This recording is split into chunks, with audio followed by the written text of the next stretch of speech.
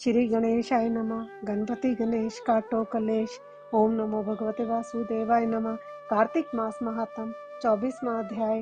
राजा पृथु ने देव ऋषि श्री नारद जी से पूछा, हे नारद जी, आपने तुलसी के इतिहास, व्रत, महात्म के बारे में कहा है। अब यह बताने की कृपा करें, क्या इस कार्तिक मास में और भी देवताओं का पूजन होता है? यह भी मुझे समझाकर कहिए। श्री नारद जी बोले, पहले समय में पर्वत के निकट कर्तिपुर में एक धर्मात्मा ब्राह्मण धर्मदत्त नामक रहता था। वह भगवान विष्णु के सब व्रत करता था और 8 पहर उनकी भक्ति में तल्लीन रहता था। एक दिन कार्तिक मास में वह एक पहर रात शेष रहने पर जागरण के लिए भगवान विष्णु के मंदिर हर प्रकार की सामग्री लेकर पूजा करने के लिए जा रहा था।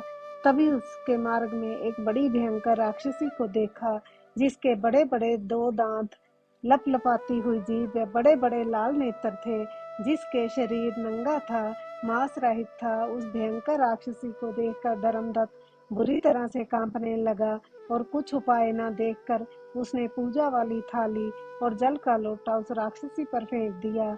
क्योंकि उसने भगवत नाम का जाप करते हुए वह सामग्री और जल का लोटा, जिसमें के तुलसी दल पड़ा हुआ था, उसको मारा था। इससे उस राक्षसी के जन्म जन्मांतर के पाप नष्ट हो गए और उसे अपना पूर्व जन्म स्मरण हो आया। वह हाथ जोड़कर धर्मदत्त के चरणों में गिर पड़ी और उससे कहा, हे विप्र, मैं पूर्व जन्म के कर्मों के कारण फल से इस अवस्था को प्राप्त हुई हूँ। नारद जी ने कहा, हे राजन, उसको इस प्रकार प्रणाम करते देखकर अति विस्मित होकर धर्मदत्त ने पूछा, तेरी ये अवस्था किस कर्म के फल से हुई है? तू पूर्व जन्म में कहाँ रहती थी और तेरा कैसा चरित्र था? यह सब तुम मुझे बताओ। उस राक्षसी ने, जिसका नाम कलहा था, उसने कहा, हे ब्राह्मण, सौराष्ट्र में भिक्षुक नामक एक ब्राह्मण रहता था।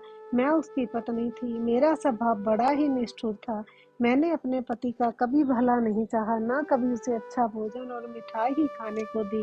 मैं प्रतिदिन उससे लड़ती झगड़ती रहती थी। मुझे इस प्रकार लड़ता देखकर तथा नित्य प्रति की कला से तंग आकर मेरे पति ने दूसरा विवाह करने का निश्चय किया। यह सुनकर के मेरा पति दूसरा विवाह कर रहा है, मैंने उसके दूसरा विवाह करने से पहले ही विष खाकर आत्महत्या कर ली।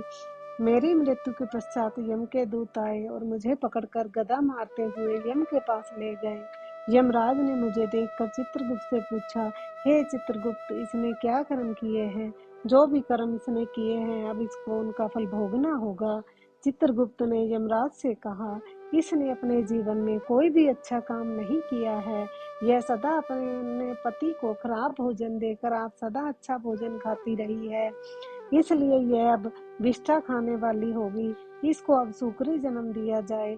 चूंकि ये अकेली ही पाक के बर्तन में भोजन करती थी, इसलिए ये अपने बच्चों को खाने वाली बिल्ली हो।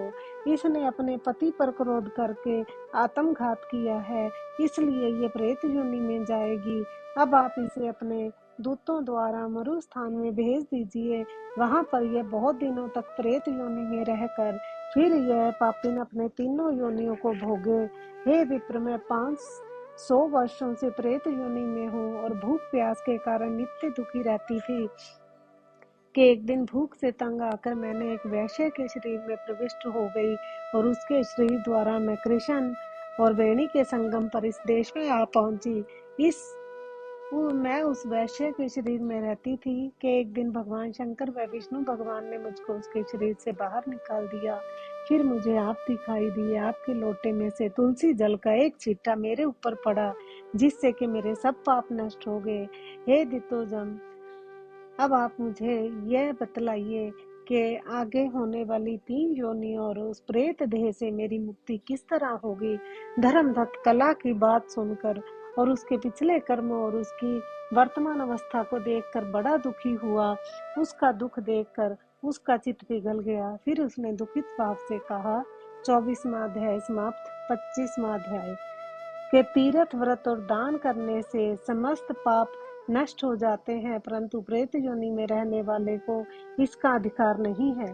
तुम्हारे दुख को देखकर मैं अत्यंत दुखी हूँ और तुम्हारा दुख दूर किए बिना मुझे संतोष नहीं होगा। तुम्हारे पाप बड़े भारी हैं, क्योंकि ये 3 योनियां बहुत बड़े पाप करने वालों को ही प्राप्त होती हैं और प्रेत योनि तो थोड़े से पुण्य से नष्ट भी नहीं हो सकती, लेकिन मैं तुम्हें इस योनि से अवश्य छुड़वाऊंगा। इसलिए मैंने जो कार्तिक का व्रत किया है उसका आधे पुण्य तुम्हें देता हूँ, क्योंकि यज्ञ दान तीर्थ ये सब निश्चित ही कार्तिक के व्रत के पुण्य के समान नहीं है। नारद जी ने कहा, हे राजन, इतना कहकर धर्मदत्त ने उसको ओम नमो भगवते वासुदेवाय यह द्वादश अक्षर मंत्र सुनाया और तुलसी का जल उसके ऊपर छिड़का। बस फिर क्या था, क्षण भर में वह प्रेत योनि से छूटकर प्रज्वलित शिखा के समान दिव्य रूप धारण करके लक्ष्मी के समान सुंदर हो गई। तब वह धर्मदत्त को दंडवत प्रणाम करके प्रसन्नता से गदगद होकर बोली, हे ब्राह्मण, आपके आशीर्वाद से मैं इस घोर नरक में छूट गई हूँ। मुझे पाप सागर में डूबती हुई के लिए आप नौका के समान है। नारद जी ने कहा, हे राजन, अभी कला इस प्रकार कह ही रही थी कि वहां पर विष्णु गुण एक दैदीप्यमान विमान लेकर आए। विमान के द्वार पर अप्सराएं और गण बैठे हुए थे। धर्मदत्त ने उन सबको देखकर दंडवत प्रणाम किया। पुण्यशील और सुशील नामक भगवान विष्णु के गणों ने धर्मदत्त को अपने हाथों से ऊपर उठाकर उसका अभिनंदन करके कहा, हे द्विज श्रेष्ठ, आप धन्य हैं जो कि आप सदा भगवान विष्णु के व्रत कथा और सेवा में लगे रहते हैं। आप सर्वदा दीन दुखियों पर दया करते रहते हैं। आपने जो अपने बाल्यकाल में पवित्र और शुभ कार्तिक व्रत किया था, आपके उसके आधे फल से कलह के पूर्व जन्म के 71 पाप नष्ट कर दिए हैं। यही नहीं, आपकी कृपा से उसके सैकड़ों जन्म के पाप नष्ट हो गए हैं। आपके जागरण आदि के करने के पुण्य प्रभाव से आकाश मंडल में यह विमान आया है। हे ब्राह्मण, अब हम इसे भांति भांति के भोगों से युक्त बैकुंठ में ले जा रहे हैं।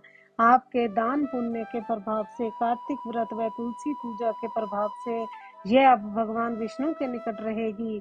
आप भी इस जन्म के पश्चात अपनी दोनों स्त्रियों सहित वैकुंठ लोक में भगवान विष्णु के समीप रहेंगे और मुक्ति प्राप्त करेंगे।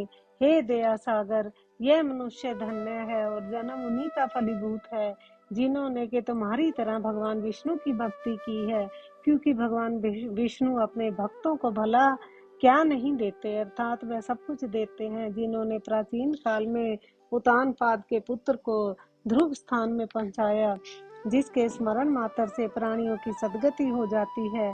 प्राचीन काल में भगवान विष्णु ने केवल अपने नाम स्मरण से ही ग्रह द्वारा पकड़े हुए हाथी को हस्त योनि से मुक्त करके जय नाम देकर अपना पार्षद बना लिया। तुमने उसी विष्णु की सेवा की है, उससे तुम अपनी दोनों स्त्रियों सहित 1000 वर्ष तक विष्णु भगवान के समीप निवास करोगे। जब तुम्हारा क्षीण हो जाएगा, तब तुम पृथ्वी पर सूर्य वंश में अपनी दोनों स्त्रियों के साथ दशरथ के नाम से प्रसिद्ध राजा होंगे, तथा यह कलह तुम्हारे आद्य पुण्य की भागीदारी होने के नाते तुम्हारी तीसरी भार्या होगी। भगवान विष्णु तुम्हारे पुत्र के रूप में तुम्हारे निकट रहेंगे और देवताओं का कार्य करेंगे। भगवान विष्णु को प्रसन्न करने वाले तुम्हारे कार्तिक व्रत से अधिक महत्वपूर्ण यहाँ दान तीर्थ आदि कोई भी नहीं है। हे दया सागर, तुम धन्य हो, क्योंकि तुमने अपने जगद्गुरु भगवान विष्णु को प्रसन्न करने के लिए कार्तिक का व्रत किया है, जिसके आधे पुण्य के फल की भागीदारी इस कला को उस समय हम अपने साथ विष्णु लोक ले जा रहे हैं। 25वां अध्याय समाप्त। ओम नमो भगवते वासुदेवाय नमः। जय जय श्री राधे, जय जय श्री राधे, जय जय श्री राधे श्याम। श्यामा प्यारी कुंज बिहारी, जय जय श्री हरिदास दुलारी।